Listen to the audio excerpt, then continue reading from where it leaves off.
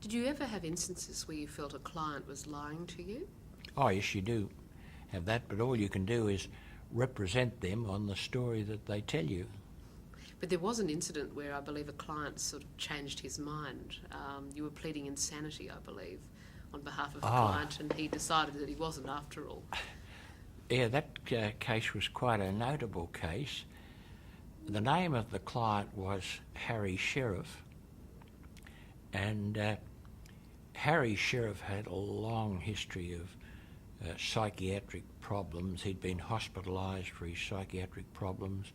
He'd attempted to commit suicide on a number of occasions. He had numerous scars on his wrist where he'd cut himself, and he hadn't been long out of a psychiatric institution, and the doctor who released him put him on Valium, and he said to him, "Harry, when you're on Valium you can't drink."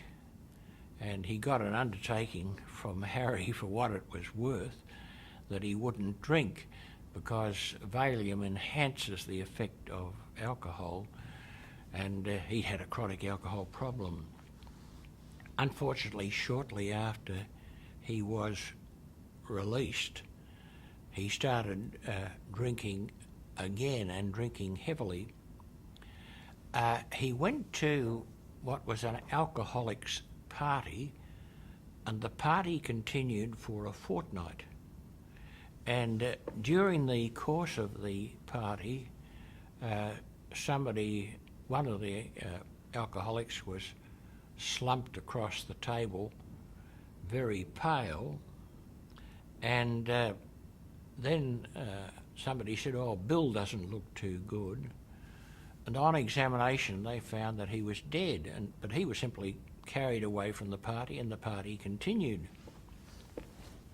But fairly late in the party, they were running out of money, and Harry volunteered to go and get some money. He knew that a roommate in the boarding house where he was had some money, and he killed him with an axe, and then came back with the money, which was spent on liquor. Well, at the trial we pleaded insanity. We were before Mr. Justice Anderson, and that was there was no dispute. He'd killed the man, and that was our sole plea, that he was insane at the relevant time. Well, the case was going well from our point of view, and suddenly from the back of the court, in the where Harry was, Harry announced, he was in the dock, that he wanted to change his plea to guilty.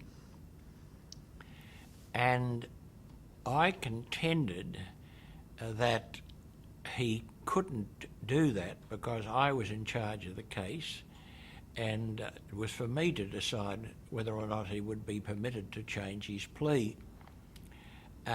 Harry then said from the dock that he wasn't insane, that I was a nice man, but he'd fooled me into believing he was insane. And he was quite sane, and he said he killed the other man because he was a mongrel and a dog. Well, the judge at this stage said that he ought to be permitted to change his plea over my protests. I can imagine you weren't too pleased. No. And then Harry said that he wanted to go into the witness box and give evidence. And I objected to that also. I said I was in charge of the case and I would decide who would be called to give evidence. But the judge overruled me on that. And Harry then went into the witness box, and he told the same story, that I was a kind and nice man but not very bright, and that he'd fooled me into believing he was insane, and he wanted to plead guilty. And the judge said, "What have you got to say to that?" And I then said that he couldn't be permitted to change his plea unless the jury decided he was sane.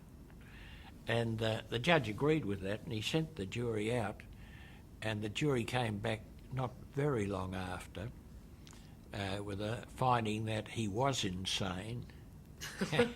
So he was not convicted, but of course there was a finding of insanity against him.